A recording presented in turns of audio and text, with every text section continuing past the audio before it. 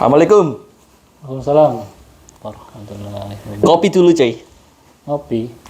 Mana kabar? Sehat? Sehat, alhamdulillah. Alhamdulillah. Oke. Kita santai ya. Kelasnya lucu ya? Iya, lucu. Aja senyum-senyumnya. Oke. Nah, biar kalau ngerjain tugas melihat gelasnya bisa senyum-senyum terus. Oke, kita kembali lagi ke channel obrolan kita. Sudah tahu channel kita namanya apa? Apa? Namanya adalah Selamat Datang di CCTV.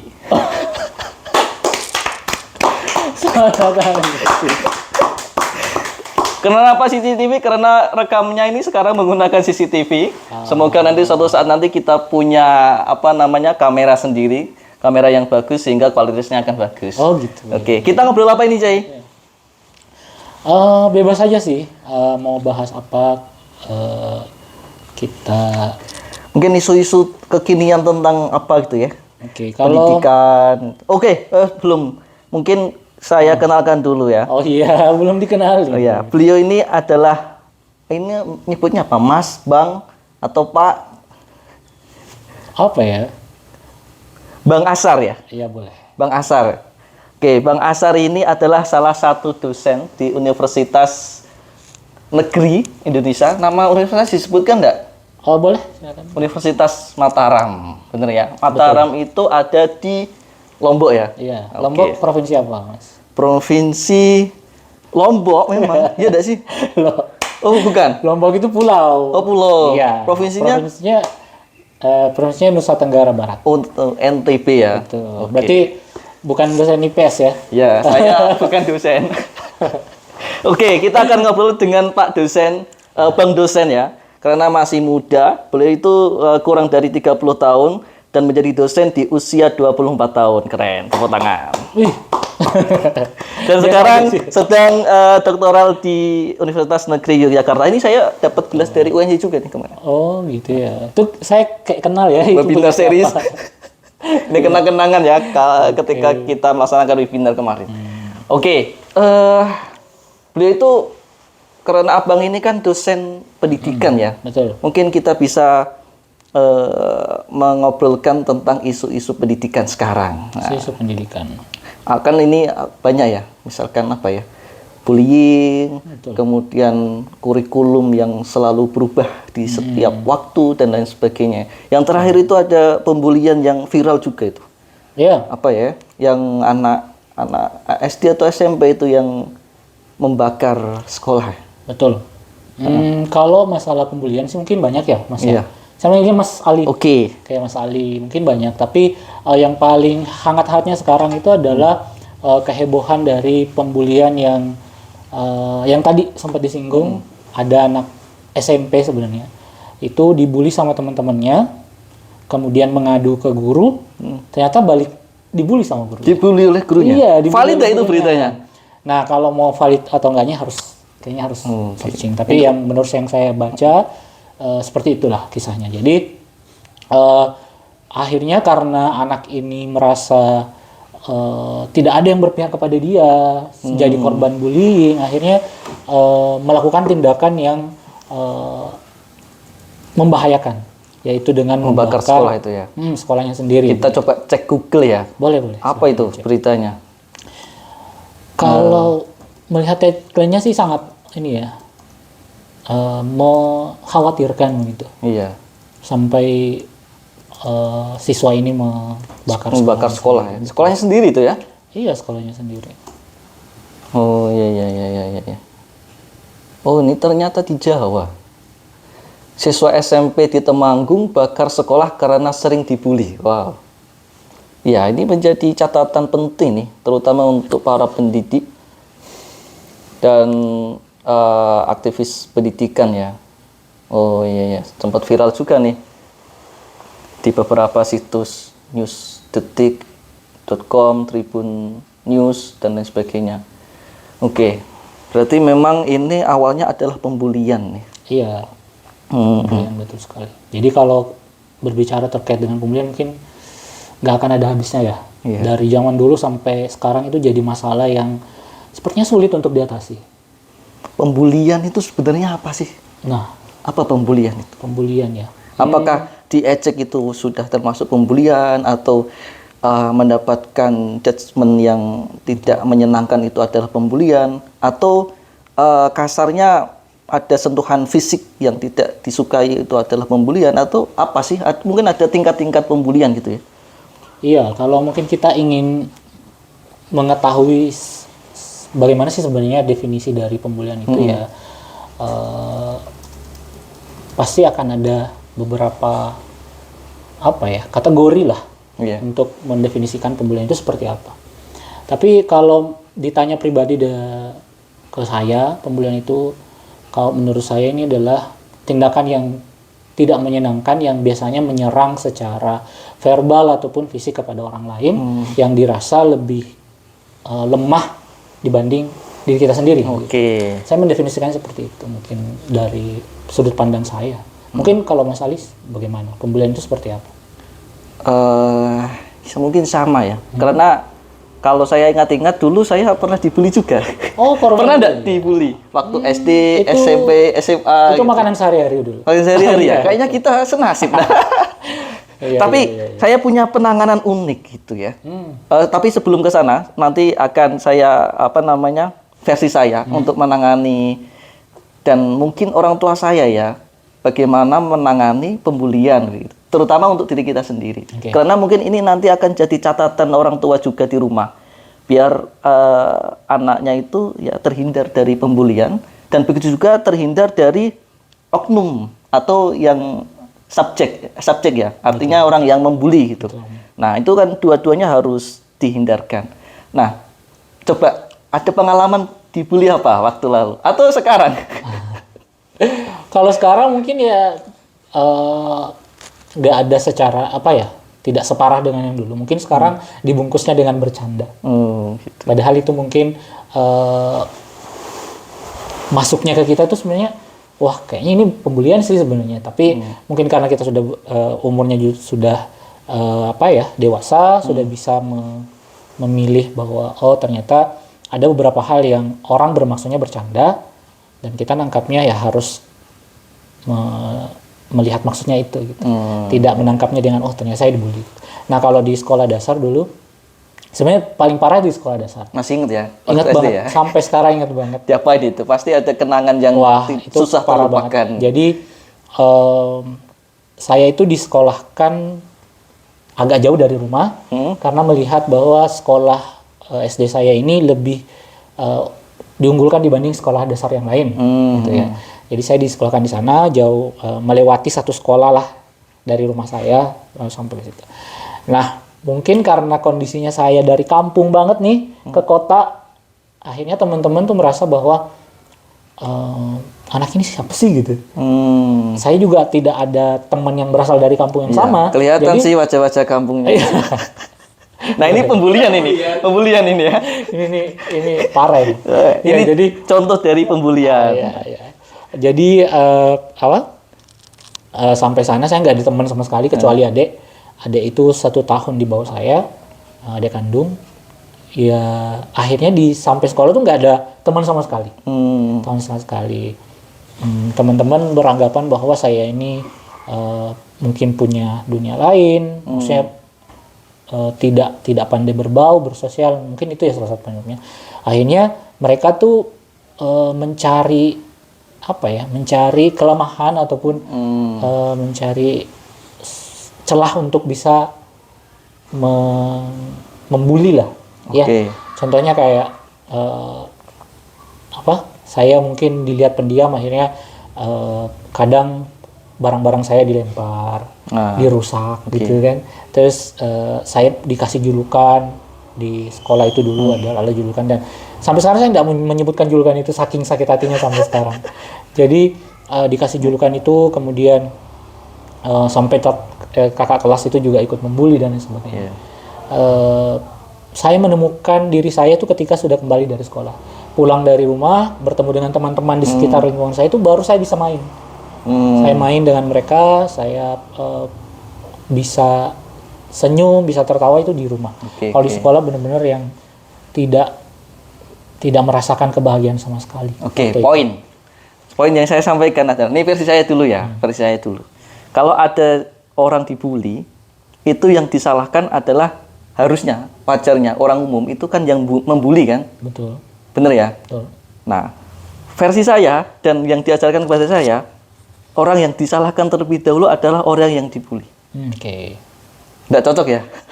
Alasannya dulu, kenapa? Gini, pertanyaan itu adalah, ini mungkin karena didikan waktu ketika saya dibully juga ya.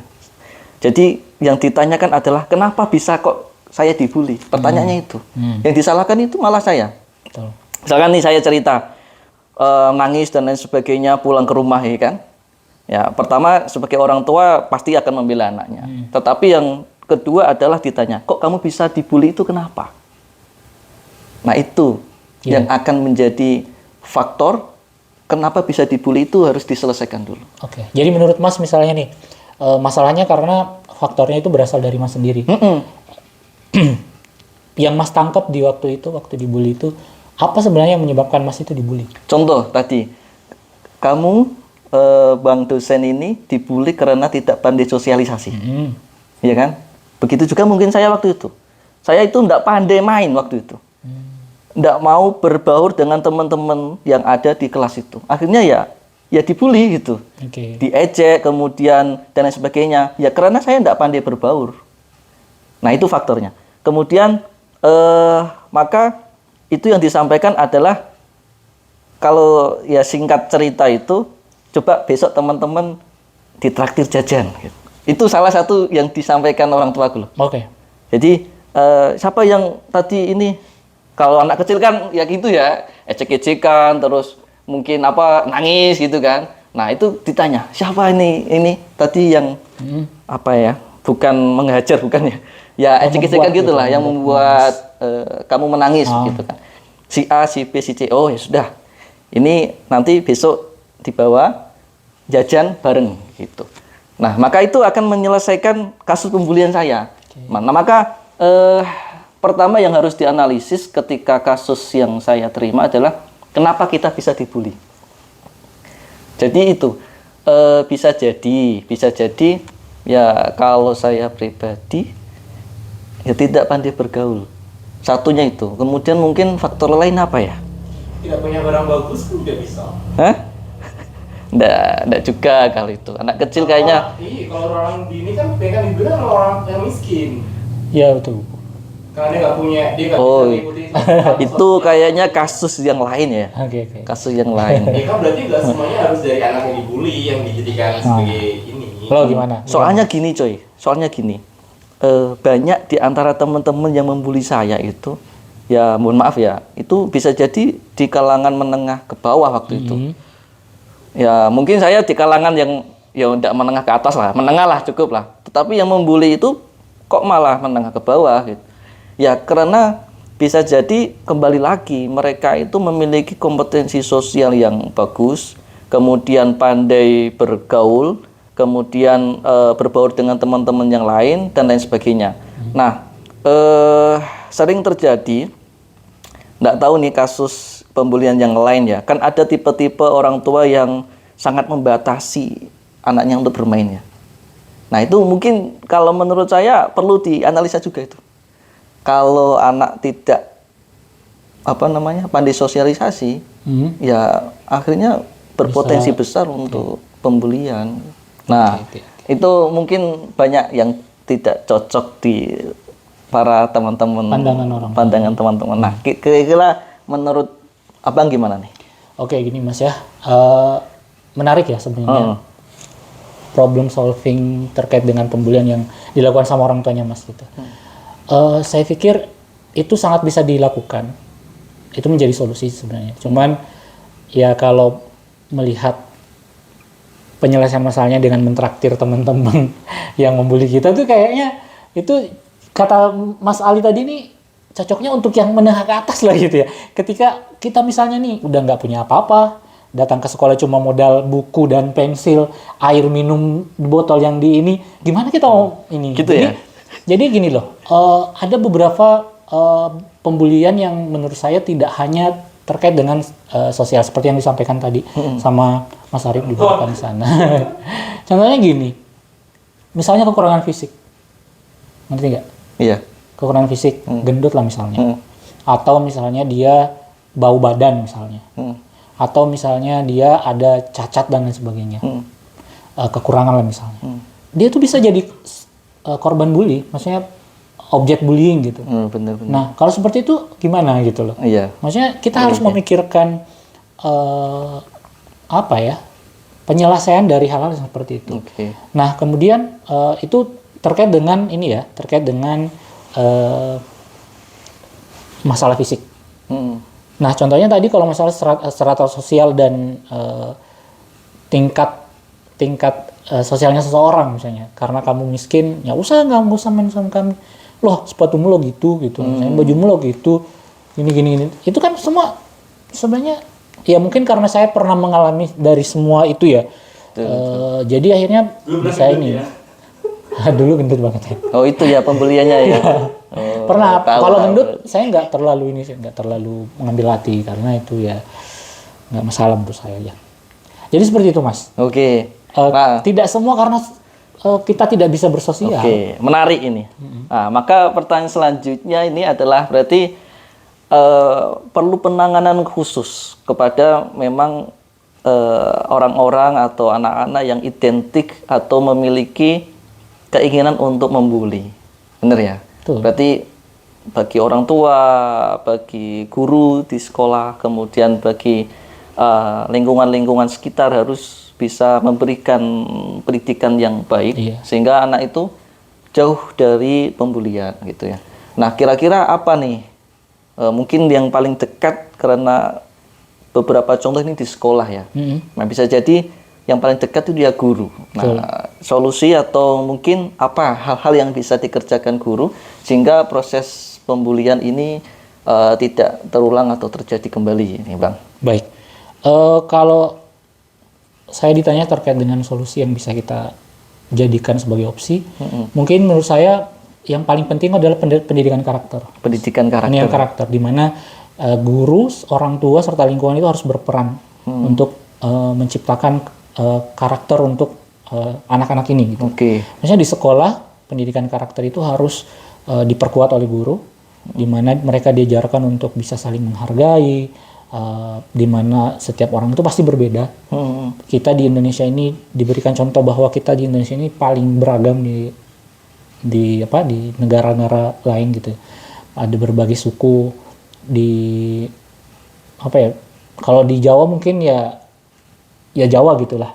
Ya maksudnya di Jawa Timur ya udah Jawa Timur, di situ paling pendatang aja.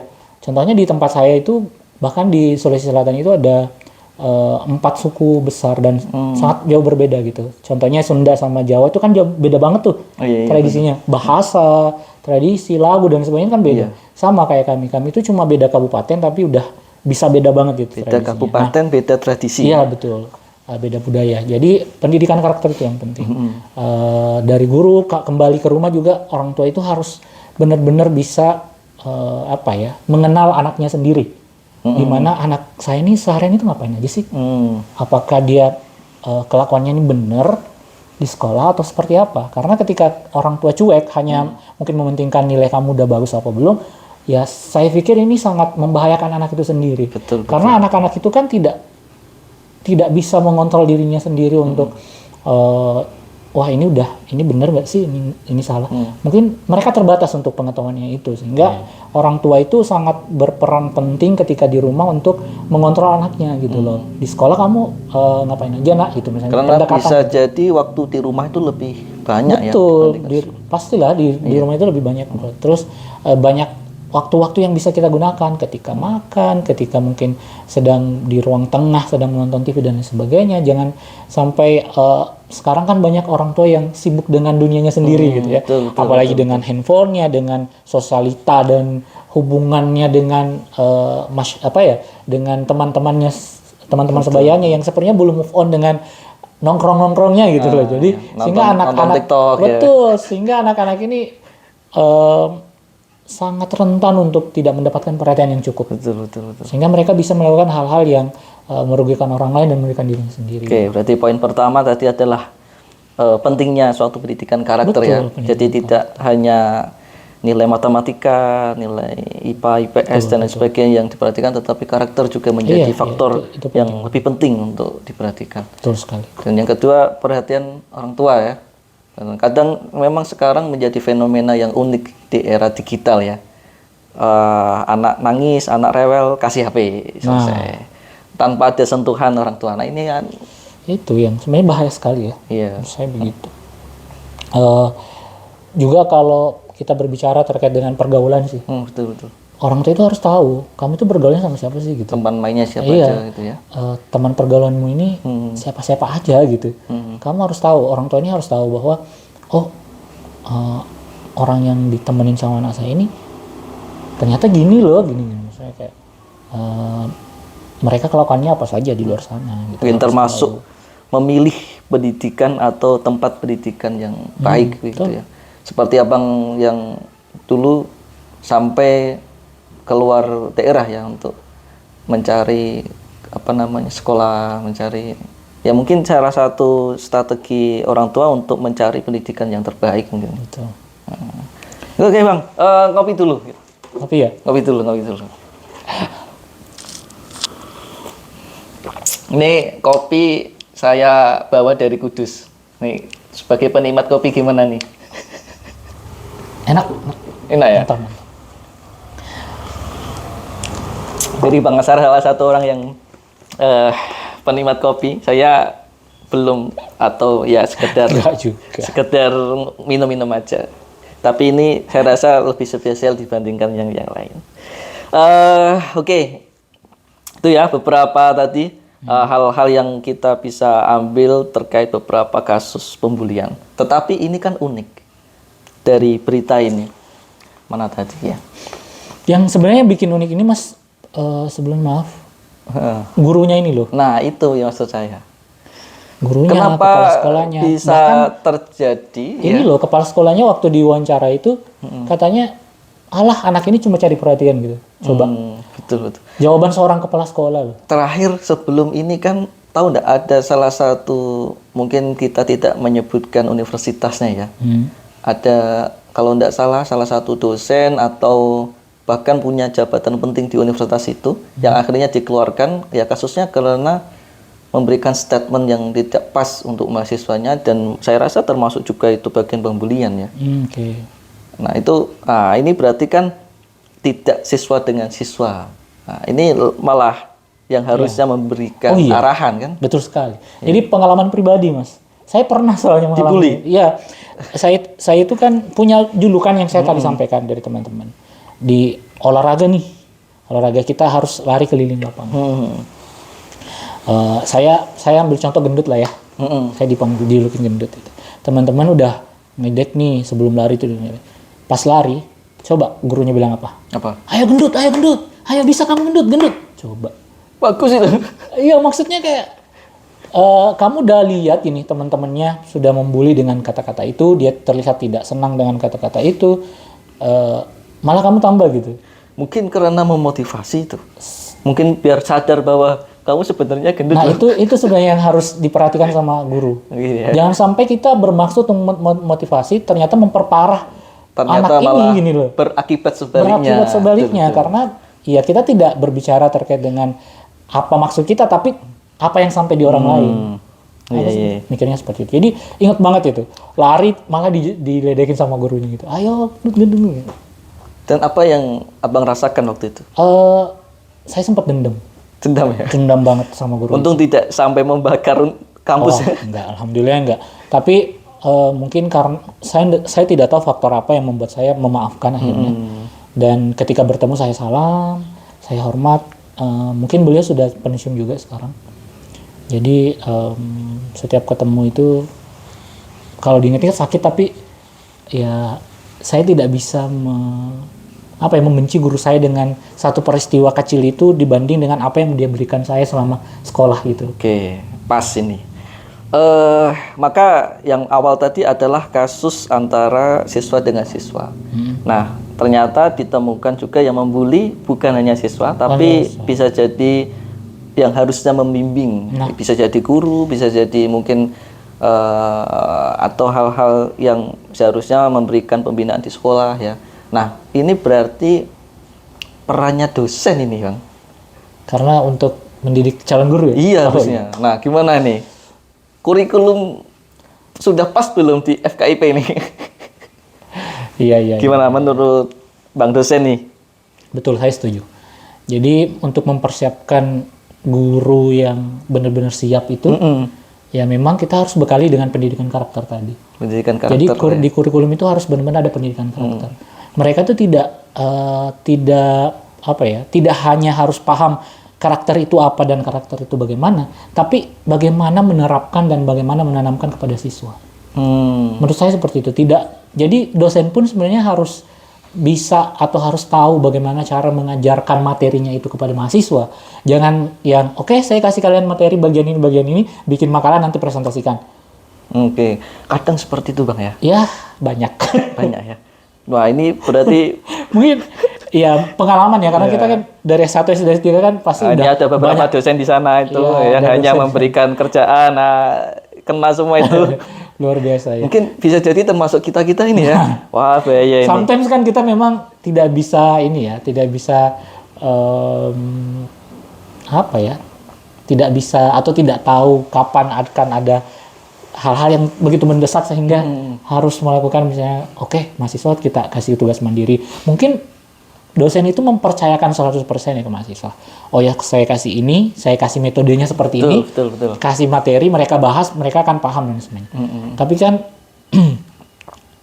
tidak selamanya apa yang kita ini bisa sesuai dengan yang kita yang kita maksud gitu maksudnya. Jadi mengontrol itu yang harus kita lakukan gitu. Oke. Apalagi ini di era digital gitu ya. Ini menjadi tantangan yang luar biasa harusnya. Makin deh. Yang kadang orang menyepelekan hanya ya sudah, yang penting paham aja gitu. Yang penting ya hanya sekedar batasan knowledge aja, nilai bagus selesai. Padahal saya rasa memang berbeda ini pola pendidikan untuk calon guru. Apalagi guru sekolah dasar ya. Nah, apalagi guru sekolah dasar. Nah, ini tantangan di era digital ini ada beberapa platform yang mungkin bukan pembelaan tapi apa ya? Ya siap tidak kita menghadapi itu gitu. Ada learning management system yang hanya berbasis Moodle, kemudian guru membaca, selesai mengerjakan tugas dari dosen, selesai. Atau hanya sekedar Zoom, sekedar Google Meet dan lain sebagainya. Nah, gimana nih? Bisa jadi malah dampak yang harusnya memberikan nilai-nilai positif untuk ditularkan ke anak SD itu kan minim gitu. Oke. Jadi karena pengalaman juga kemarin sempat ngajar dan di situasi pandemi itu ya. Jadi kita benar-benar mengandalkan pembelajaran daring. Itu sangat-sangat tidak maksimal menurut saya. Gitu ya. Sampai saya itu ketika selesai perkuliahan, saya tanya satu-satu. Saya tanya tadi saya jelasin apa? Coba kamu jelasin apa yang saya jelaskan tadi, gini-gini. Nggak ada yang bisa. Berarti ya memang mereka tidak memperhatikan gitu. Sangat amat rentan untuk mereka tidak memperhatikan perkuliahan gitu yang kita berikan, karena kita tidak bisa melihat mereka secara langsung, mengawasi mereka itu kan sangat tidak bisa kita lakukan karena posisinya kita sedang di berbeda tempat gitu loh. Oke. Jadi kalau berbicara ini ya sangat-sangat tidak maksimal pembelajaran daring itu. Harus ada kesadaran yang penuh untuk kita bisa maksimal dalam pembelajaran daring. Kalau enggak ya udah, bisa aja kita matiin kamera terus tidur misalkan. Nanti menyalahkan teknologi. Ini tidak menyalahkan teknologi karena teknologi itu diciptakan sudah sangat bisa memudahkan kita. Tapi kita sebagai manusia sebenarnya yang menjadi apa ya? Menjadi ketidakberhasilan itu. Harus ada kesadaran yang Iya, penuh. kesadaran sebenarnya. Terus nilai karakternya diterapkan di mana tuh? Kalau ya bayangan saya itu kan nilai-nilai karakter value ya berarti ya. Nilai-nilai positif yang yang harus didapatkan itu ya harus ketemu kayak gini gitu loh. Nah, menurut Abang pengalaman menerapkan nilai karakter berbasis digital gitu, bisa enggak kayak gitu? Berbasis digital atau Karena ini kan beberapa universitas itu menerapkan yang full ya, ada full online gitu kan, yang datang hanya tes dan lain sebagainya gitu. Dan itu diterapkan untuk FKIP yang harusnya adalah calon-calon guru gitu, yang harusnya ada bekal karakter yang lebih dibandingkan dengan fakultas atau jurusan yang lain gitu. Gimana menurut Abang? Kalau saya sih sebenarnya seperti ini. Ini tergantung dari metode yang kita gunakan sih sebagai dosen. Metode itu penting sekali. Jadi jangan cuma melakukan perkuliahan itu dengan menyampaikan materi misalkan, setelah itu selesai. Atau mungkin ngasih mereka kesempatan diskusi, buat makalah terus diskusi, habis itu selesai. Menurut saya pentingnya itu adalah memastikan mereka paham nggak dengan materi yang kita kasih, atau apa yang baru mereka pelajari ya. Kita bisa cari cara yang berbagai cara, misalnya kayak kita kasih mungkin kuis setelah perkuliahan, atau mungkin kita suruh buat mereka resume atau catatan akhir itu seperti apa, sehingga kita bisa pastikan dia memperhatikan pelajarannya. Karena ya memang kalau kita mau tanya langsung tatap muka dan ini ya kan tidak mungkin kalau kita dalam keadaan online gitu lah. Jadi seperti itu sih kalau saya. Metodenya. Berarti tidak masalah ya kita menggunakan fasilitas digital online, pembelajaran. Kalau memang itu harus ya. Tapi kalau menurut saya tidak, maksudnya masih bisa dilakukan secara offline ya harus offline lah. Menurut saya seperti itu.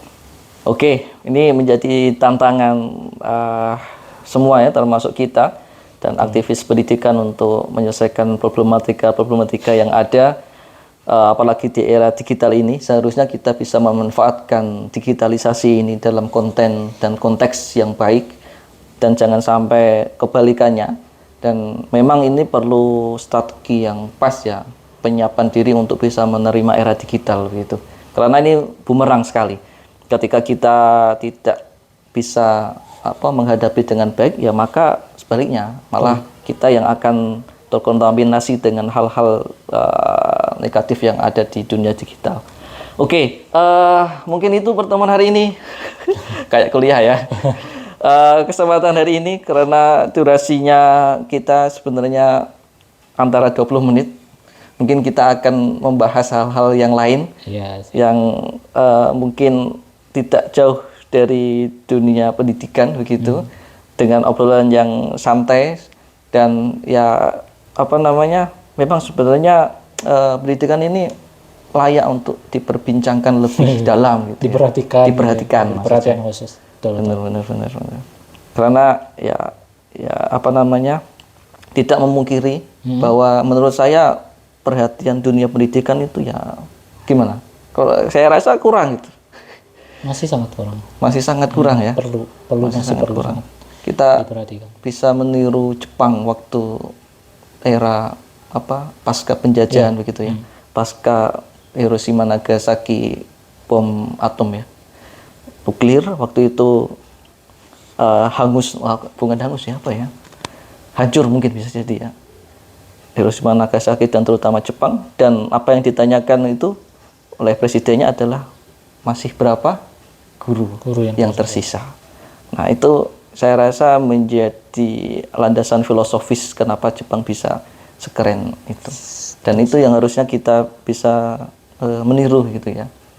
Bagaimana perhatian kepada pendidikan, kepada guru terutama, dan lain sebagainya, sehingga pendidikan di Indonesia ini bisa lebih baik dan meningkat semakin baik lagi. Gitu mungkin hari ini. Ada closing statement?